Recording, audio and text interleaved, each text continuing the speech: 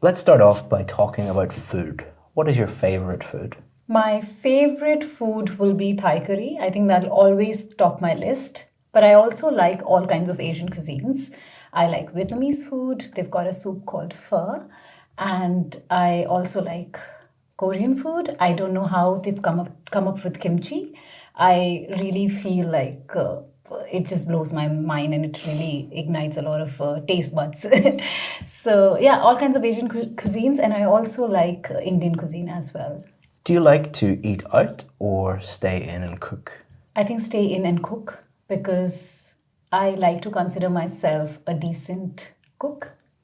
I think I can prepare basic decent meals, and sometimes when I go out, I end up comparing it with mine. So I like to eat at home because, uh, yeah, I feel like sometimes maybe my food is tasting better than the outside food. Yes.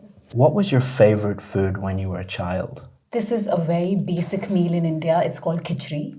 It is a porridge in India, which is made with rice and dal, which is lentils.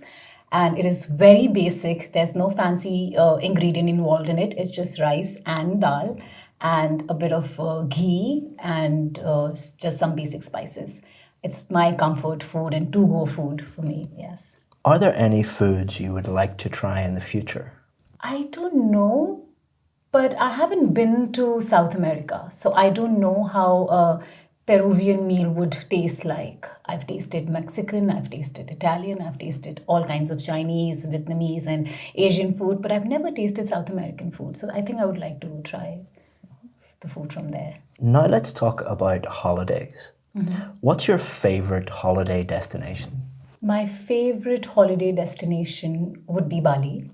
I think I've been to Bali a couple of times, and I'm a very tropical person. I enjoy the heat and I also enjoy the humid, if I can say that.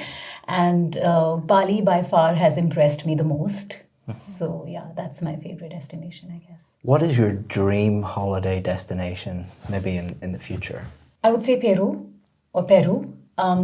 because there was a time in my life I booked the tickets and then COVID happened. And unfortunately, I couldn't go to the place. So I booked a ticket for Brazil and then from there ahead to Peru. So, yeah, that's still on my bucket list. Where would you recommend going on holiday in your home country? Where? Ladakh. It's called the heaven on earth.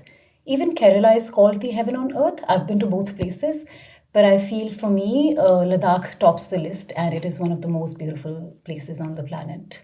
You get to see a lot of different terrains. You get to see the mountains, snow-capped mountains. You also get to see the Rocky Mountains. You also get to see the greenery. It's very beautiful, yeah. Do you prefer a city holiday or a holiday in nature? For me personally, holiday in nature because I'm more inclined towards the nature because it grounds me, also mentally stabilizes me and makes me feel really calm and relaxed. So I would always prefer nature over the cities. I feel cities really consume a lot of energy out of you when you're like surrounded by so many people. Now let's talk about drinks. What do you normally drink with breakfast? So I don't think I'm heavy on drinks in the sense I drink basic water. And especially with breakfast, I don't have milk or... Oh, I'm sorry, I forgot. I'm very heavy on tea. My morning has to start with tea. And it's the basic masala chai from India. So that's what I drink, yes. Do you think you drink enough water each day? Yes, I do. I try and drink about 2 to 3 liters of water every single day. If people visit your home for dinner, what do you normally offer them to drink? So usually in India, we'd like to say, would you want to have hot drink or cold drink? So hot drink usually means tea or coffee, and cold drinks mean any kind of soft drink, which is Coca-Cola, Fanta, Limca. These are the drinks which are normally offered in India. So yes, that I'd probably offer that, or probably something fancy like a lemonade or something like that. Now let's talk about maps. Do you ever use maps on your phone? Oh yes, all the time. I think maps have made our lives easier, and to travel from one place to the other, I always need my map. And in fact, even when I'm going on a walk or a run, I always have the map on my hand. So I can just generally wander around and get lost and not worry about it. When you visit a new city, do you prefer to use a map or find your own way around? Both. So I usually have, for the larger picture of it, I usually have the map, and I like to download the offline map. And but within that system, within that window, I also like to just explore and move around and get lost, like I said. Yes. Do you find it easy to follow a map when driving? Oh, yes. Like I said, Google Maps have made it so much easier for us. So it's usually normal for me. In fact, I think I am the navigator amongst my friends. I think I do have a knack for it. Like I do understand the maps better than other friends of mine. Yes. So it says, describe a city you would like to visit. I've mentioned that I've already been to Bali, but I think that's one city I'd like to visit again. In fact, there was a point in my life I wanted to settle down in Bali. So Bali will be my top priority. And I would like to go there. And I think the easiest mode to travel to Bali is flight. And the reason I like Bali is because, like I mentioned earlier, I'm a tropical person and the weather is very suitable for my kind of a person who comes from India. And also, I think Bali is very beautiful. It's surrounded by beaches, nature, rice paddy fields, which is what I love about Bali, because you can just travel from one area to the other, and every specific area is beautiful in its own, on its own. And what I also really enjoy and like about Bali is the food. It's very vegan friendly. I'm a vegan and I don't have to stress much when I'm trying to find vegan food over there. And it's also yummy. It's also tasty. So that's also one of the reasons I've fallen in love with Bali. And it's also big on yoga. I forgot to mention that.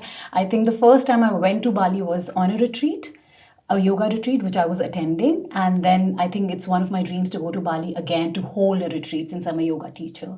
And if given a chance to stay in Bali or probably move to Bali, that'll be the best dream life, to have a yoga studio, teach over there, and also probably have a small cafe which can offer vegan food. And I think topping everything, top of the list would be Bali is very cheap to live and also to travel. Like, you don't have to burn your pocket to, in fact, enjoy the entire country or city. So yeah, Bali would always top my list to visit. So you were telling me about a city that you would like to visit, and we'll continue to talk about visiting cities on holiday. Mm-hmm. Why do some people prefer to visit a city on holiday? To thank you for watching this video, I want to give you a free course that has helped thousands of students improve their IELTS speaking score. What it's going to do is take you through every single part of the test and give you strategies for part 1, part 2, and part 3, and also allow you to practice at home for free and get feedback. To sign up for that for free, all you have to do is just click the link in the description. Thanks very much, and let's get back to the video. Okay, so if you mean to say city as opposed to a town or probably a countryside, then I think a lot of people, they prefer a crowded city because there are many things to do probably. They can go for a movie, they can shop a lot. So a lot of people, like personally, I know my husband prefers a city over places which are full of nature, and I'm the opposite. And the reason for that is that, for example, he loves London, so he can go and watch as many shows he likes. He can watch a movie and then he can move around and shop a lot. So I think that's why probably people prefer cities. Mm-hmm. Yeah. Is it more expensive to go on holiday in a city? I think yes, because everything is commercialized. Even, for example, in London, there is a three-wheeler. It's called a tuk-tuk or a rickshaw in India. Similar to that, there's a three-wheeler, fancy three-wheeler in London city centre. And I think you have to pay like £100 just to like go from one place to the other with the music. So everything is commercialized to a level so much so that you really end up burning your pocket, because every small thing you have to pay for it. Even for example, water. So yeah, I think being in a city will cost you a lot. Is it better to visit a city alone or with other people? I think it depends. It's both. a lot of people, they like to travel solo, and a lot of people, they need to have people around them. For example, if you're going to watch a show, maybe if you are with somebody and you're watching a show, you'll enjoy it more because you have a company with you. For some people, they would prefer to be alone and watch it because they can probably consume or intake and really soak in the experience. So it depends. It's very subjective, I guess. Now let's talk about the growth of cities. Why are the biggest cities in the world getting bigger? I think, like I mentioned, everything is commercialized, and you got to pay the prices, like even the bigger showrooms and stores. If you buy a certain item from like a smaller city, not the bigger ones I'm talking about, you'll end up paying lesser than what you'll pay probably in London or New York. So that way is one of the reason is that, I guess. And also I think moving around, like most of the people from smaller cities, they want to go into and start living in bigger cities. So that's also one of the reasons that the cost of living starts to rise. Yeah. What are the downsides of living in a mega city? Downside of living in a mega city would be the cost of living, because the more the people, the higher the prices, because you'll have to pay more rent because there's so much of demand for these places and supply is lesser. So that's one thing, cost of living. The second is maybe you're a little bit out of touch from nature, because it's like you're staying in a concrete jungle, you're surrounded by buildings. And also, the more number of people, the lesser social interaction. So maybe you might just end up being a little lonely. So I think some of the few downsides are like that. How will large cities in the future be different to how they are today? So as we can see that we're advancing more and more day by day, and things are just improving in a grand scale. So I think we'll become more advanced in future. And like I mentioned, we lose touch with, I'm not sure. I mean, if I have to take a guess, we'll lose touch with humanity. Everything is going to become very robotic and very computer and machine based. I think that's what I see around, but I don't have a clear answer for that. Now let's talk about children in cities. Is it better to grow up in a city or the countryside? Again, I think I'm biased towards it because I feel I'm more inclined towards a countryside or living in a setup like that. So I feel that it'll be better to bring up or raise your child in a countryside setup. Because you are not bringing in chaos to them. I feel that the city life has a lot of chaos with it.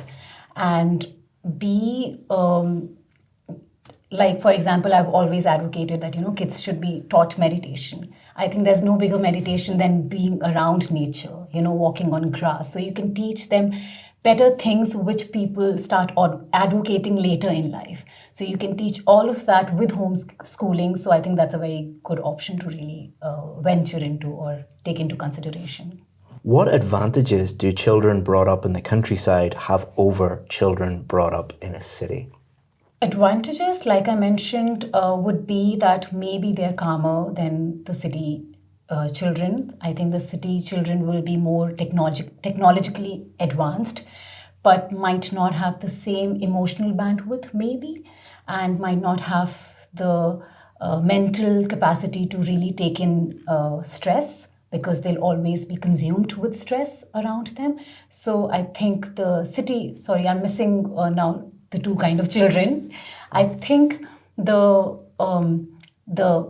countryside children will be better at having that same mental capacity or a better mental capacity and emotional bandwidth to handle stress.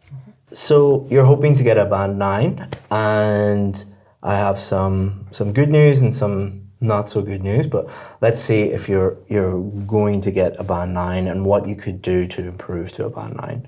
To thank you for making it this far in the video, I want to give you 10% off our VIP course. The IELTS VIP course is the most successful IELTS course in the world. That is a fact because we have more band 7, 8 and 9 success stories than any other IELTS course in the entire world. We do that by simplifying the whole IELTS process, supporting you with some of the best IELTS teachers in the world, and being with you every step of the way until you get the score that you need. All you have to do is just look down in the description, just click that, and you can sign up. If you have any questions about the VIP course, always feel free to get in touch with us. We answer 100% of the questions that we get. Hope that you would become a VIP. If not, enjoy the rest of this free video. So I'm going to give you feedback on part 1, part 2, and part 3. And then what I will do is I will give you feedback on the 4 marking criteria. So fluency and coherence, pronunciation, grammar, and vocabulary. If you didn't get a band 9, we'll give you some areas for improvement. So part 1 is just normal, everyday questions. Most of your answers were very, very good. One thing that I would be careful about is listing lots of different things. So for example, we asked you about your favorite food, and you're like, I like Thai, I like Vietnamese, I like this, da, da, da, da. You don't do this, but what a lot of students do is when you ask them part 1 questions, they just list lots of different things. And the problem with that is it doesn't give the examiner enough to really judge your grammar. So it's just like, I like, present simple, present simple, present simple. You didn't do that for every answer, but when you're under pressure on test day, it's kind of like a safety blanket where students, like, if you ask them anything, what do you do in the weekend? I like to read, go to the cinema, go to the park, go to the movie. So they just list lots of different things. The rest of your answers were very natural, well developed. Just be careful about that on test day. Not a bad thing. I'm highlighting the more negative things, but overall your part 1 performance was very, very good. It was like talking to a work colleague or a friend. It was excellent. Part 2, the main worry that most students have with part 2 is having enough to talk about for the full 2 minutes. You have no problem. You could have talked about that for 10 minutes, I think, or half an hour, no problem at all. You chose something which is very, very smart, which is picking a real scenario related to something that you really like. One thing that I would be a little bit careful about is the question says, describe a city you would like to visit. And you said, well, it's one that I visited in the past, but I want to visit it in the future. So because you said that, that's no problem. No problem, because you explained, I've been there in the past, I want to go there in the future. During the IELTS test, one thing the examiner will be thinking about is, are you using the appropriate tense to talk about this? So if you answered that question like, I went to Bali, here's why I really like Bali. Some examiners might be like, oh, she's basically saying that she doesn't know how to use future structures or talk about the future, and she's playing it very, very safe. You didn't do that, but it's a risk.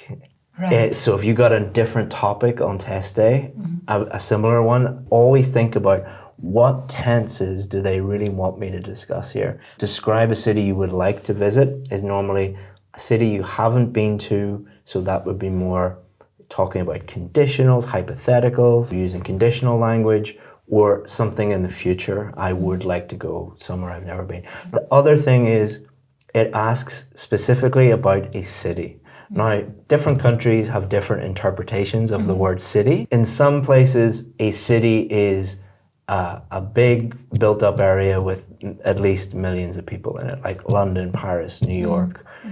In other cultures, in other places, a city is basically not the countryside. Bali, I don't know specifically whether it is a island or categorize it as an island or categorize it as a city. Some examiners, I'm not an expert on Bali, Okay. all right, so I don't know. Now, if I was the examiner, I wouldn't care about whether Bali is a city or whether it is an island, because it is a speaking test. We're judging your speaking. You talked very fluently and coherently about Bali, but these little mistakes can't add up. So you listing lots of things in part 1 and then talking about a place you've already been to that maybe is not a city technically. All of these little things. So someone like you who's a very high level speaker can get their result and be like, oh, why did I not get the score that I'm looking for? So just be careful with that. Think about the question and think, am I using the correct grammatical structures and tenses, and am I answering this exactly? So if it was like, is Bali a city? Why not just pick New York? or Right, Doha, right. or like somewhere. I know you've been to Doha many times. Just be careful with that in part 2. Part 3, there were a couple of questions that, again, the IELTS test is not an ideas test. It is not a knowledge test, but there were a couple of questions where you were trying to think of the correct idea because you weren't 100% sure. During the part 3 of the test, what the examiner will do is they will ask you more and more difficult questions if they think you're good. So if they don't think that you're very good, they'll just ask you simple questions and end the test. These questions like how will large cities in the future be different to how they are today? These are difficult questions conceptually. The ideas are difficult.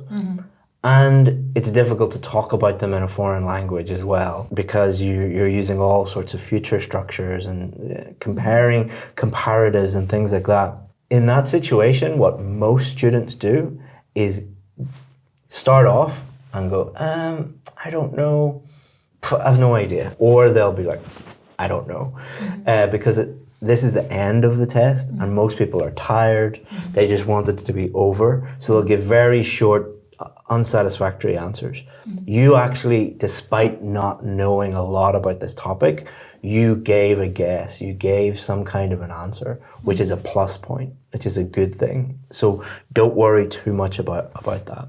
Let's move on to your scores for fluency and coherence. Coherence is answering the question. Because you did quite a bit of listing in part 1, you struggled with a few of the questions in part 3, and we're not sure whether Bali is a city or not. Some examiners wouldn't give you the top mark for that.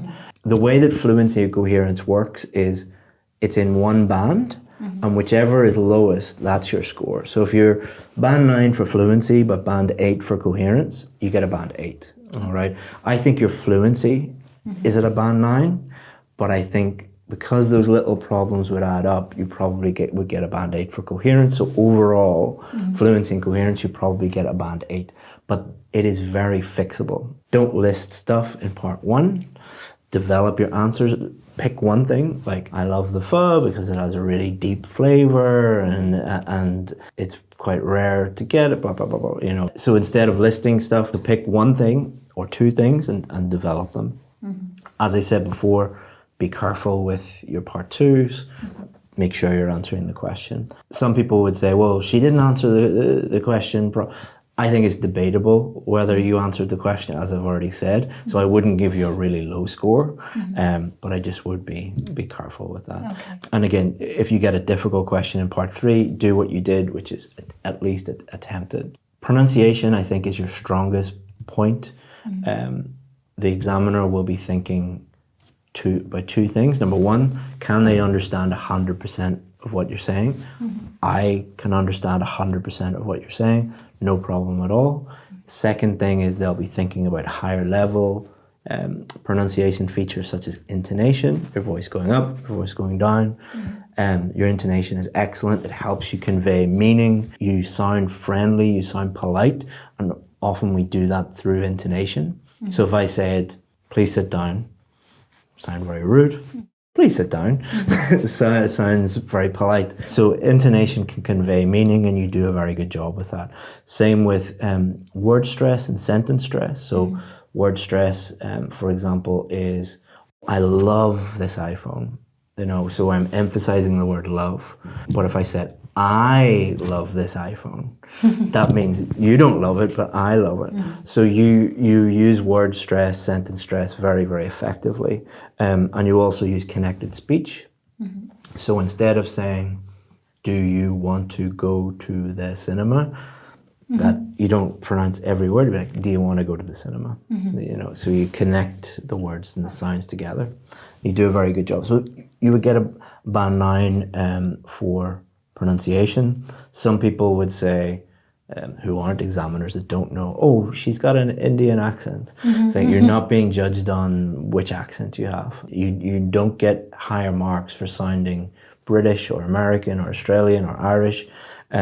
You get extra marks for the clarity of your words and your communication. So it doesn't matter what accent you have, you would get a band 9, no problem at all.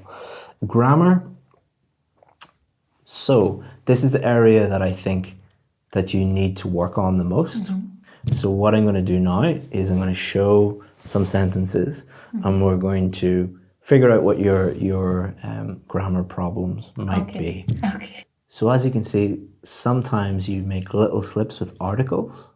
Okay. So articles are words like a and the, and sometimes when you, especially when you're thinking Right. a lot about the answer, so those questions that you weren't that sure of, the way I explain it to people is your brain is like a computer, and if you've too many programs open at the same time, it can slow down. So if you're really thinking about AI in the future and cities, and that part of your brain is working very hard, the part of your brain dealing with grammar and articles can slip a little bit. Overall, your grammar is very good, but you are making those little mistakes. They're not huge errors that cause problems for the listener. So those are big catastrophic errors that the listener's like, what did she say? I have no idea what. Little slips like you made here don't stop me understanding you, but you're making a few too many of them to get one of the higher bands. So you would get a band 8 for grammar because the vast majority of your sentences are error-free, but sometimes you're making these little slips and they're just a little bit too frequent to get one of the higher bands. Your vocabulary, there's some excellent topic-specific vocabulary that you're using and some idiomatic vocabulary, such as this. But sometimes you're using less precise phrases, idioms, such as this. And as we can see here, you're sometimes repeating that a little bit too much. So again, we wouldn't be giving you one of the very, very high bands. The vast majority of your sentences, very high level vocabulary as we've seen, very precise, but there are just a few too many of these little slips to get one of the higher bands. So you get a band 8 for vocabulary. So you're nearly there. You're nearly there. And what I would like to do is invite you back. Okay. And we can do another one if you work on those little mistakes. We can do another one and see if you improve to a band 9. Okay, perfect. Right? Good. Thank you. Welcome.